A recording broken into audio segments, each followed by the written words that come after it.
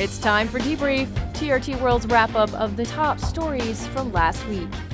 Now check. And it is dangerous. 1 minute, Nader. So what's your plan, Nader? Aid from entering Gaza and exacerbate the already dire humanitarian condition. Hey there. Sunday's attack near Gaza City marks the deadliest day for aid seekers in Israel's 21-month assault. The humanitarian organizations are saying their teams observed Israeli troops opening fire on unarmed Palestinians who were rushing to flour-laden trucks near the Zekim crossing. Meeting the same fate in the south, where 20 Palestinians are attempting to collect food from the Gaza Humanitarian Foundation's distribution centers in Khan Yunis and Rafah. We're hurtling towards well over 1,000 people now being killed, simply trying to get vital resources like water and food. When we look at who malnutrition kills first, it is obviously infants. Their bodies are not strong enough to fight. Bloated bellies on children are increasingly commonplace. Doctors say there is little they can do. In a statement on Wednesday, 111 organisations said that mass starvation was spreading despite tons of food, clean water and medical supplies waiting outside Gaza. A large proportion of the population of Gaza is starving. I don't know what you would call it other than mass starvation. And it's man-made. As Israel's blockade on humanitarian supplies continues, civilians, medics, journalists and even UN staff are feeling the impact. Yesterday morning, I only had a tomato for food. That's the only thing I found to eat. And apply this to almost everyone here in Gaza. Bread is now a dream. The health ministry calls it a silent extermination, and the worst is yet to come. There's been a more than 50% increase in children's deaths in the last 3 months. Our children are dying of hunger. Every day, it's getting worse. Yet airstrikes on Gaza continue. Health officials said more than 100 had been killed in the last 24 hours as of Thursday morning. The Israeli military claimed its attacks had struck military structures. Israeli troops have also bombed an apartment building in El Bureij refugee camp in central Gaza in overnight attacks. Ceasefire hopes took a blow after the U.S. pulled out of negotiations in Doha. In Israel were isolated in the Security Council as most members blamed the Israeli military for the suffering of the Palestinians. Are we doing what is necessary to save the millions of lives at risk?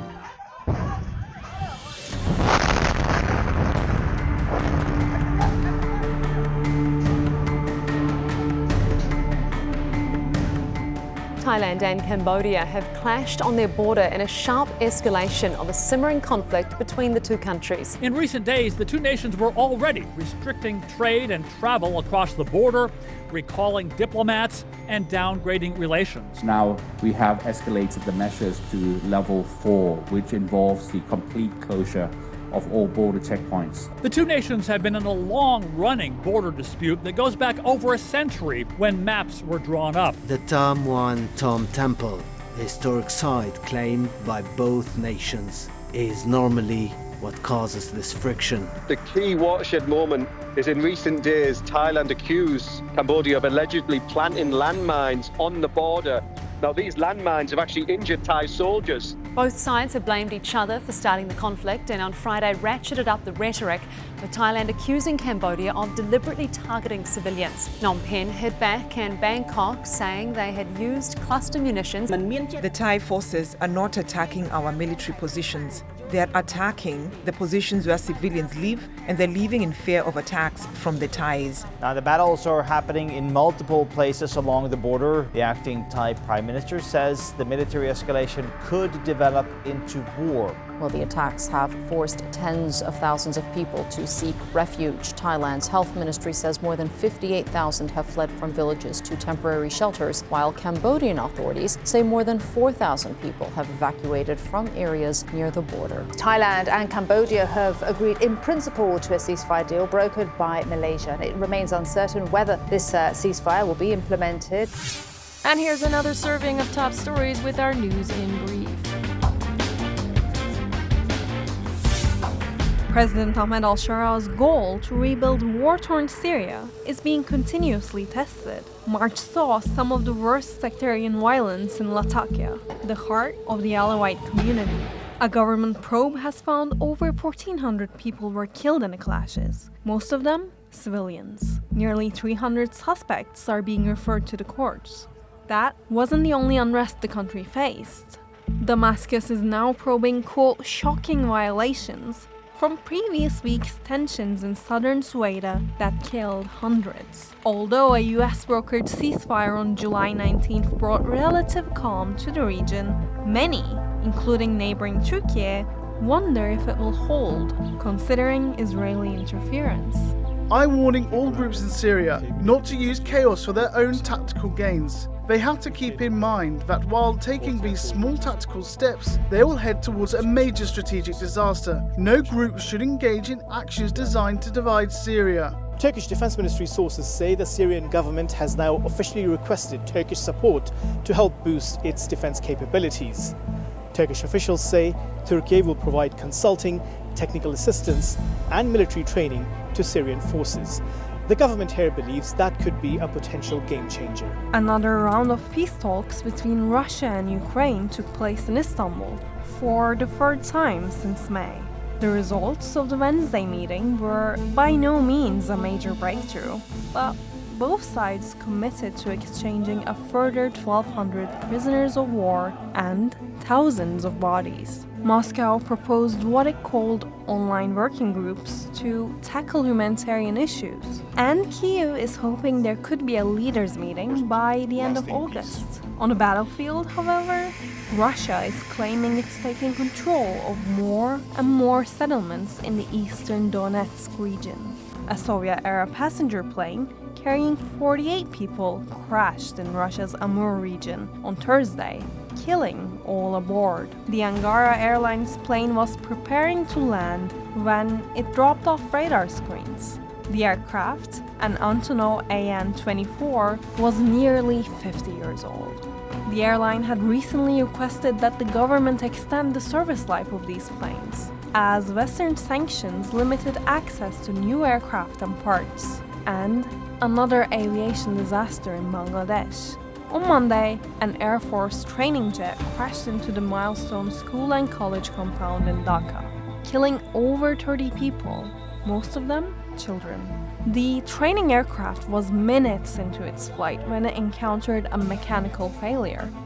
I heard a huge explosion near my classroom. Many of my friends were still inside the class. I saw smoke blowing as high as a mountain.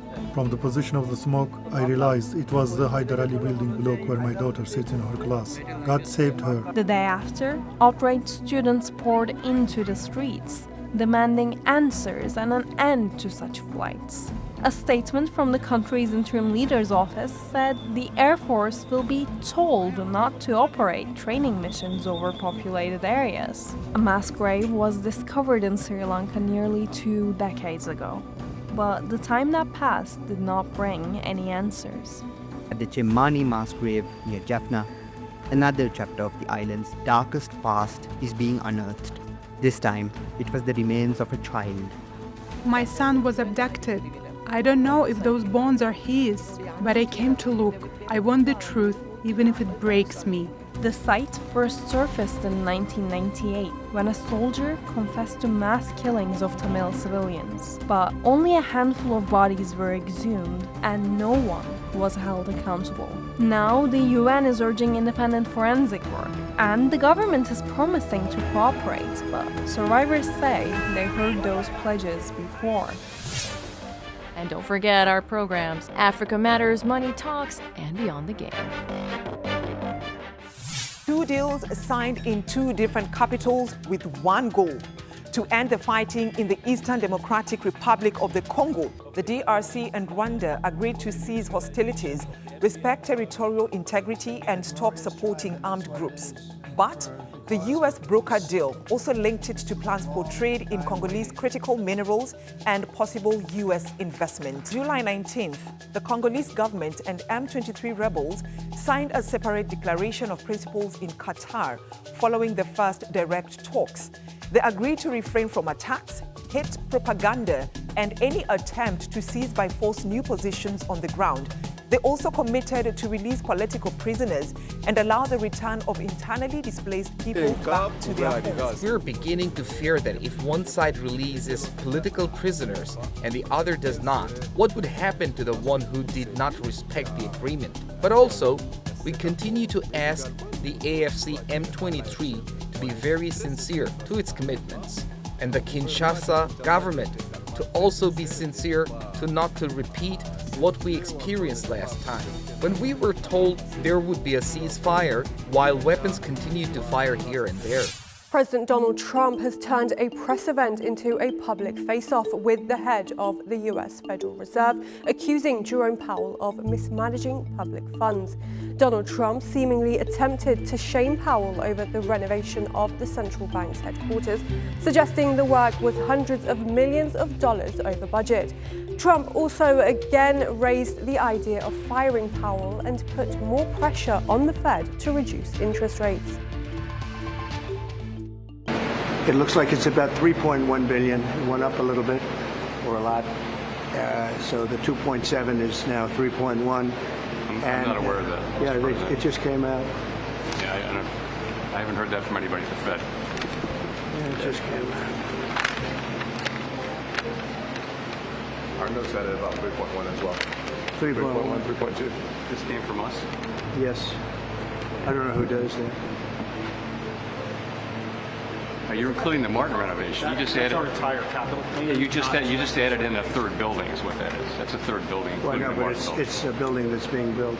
No, it was built 5 years ago. We finished Martin 5 years ago. So it's part of the overall work. Scotty Scheffler is the best in the world, and now he's got the claret jug to prove it. The American has stormed to his first Open title, his second major of the year, and his fourth overall. A champion in total control. Lance Santos reports. On a course that broke so many, Scotty Scheffler stood tall. The world #1, calm, ruthless, and unstoppable. It's a very special walk. To be honest with you, walking up 18, I didn't really know if I was going to get that much support from the crowd. The crowd, I think, wanted somebody else to win this week, and I kind of got to play spoiler a little bit, which is fun as well. Well, joining us now is Sky Sports golf commentator Richard Kaufman for all the Open action. Well, Richard, Scotty Scheffler is currently top of the golfing world, and it was never really a doubt, was it? Just a stunning performance. No, incredible performance. As was said in there, no drama. What can you say about Scotty Scheffler that hasn't been said already? This is the #1 player in the world rankings. And this is the #1 player right now in world golf. He was head and shoulders above everyone. He led from the halfway stage. He was miles clear going to the last day, and he was miles clear by the time he finished. There was no real theatre with him. He just makes it look so easy.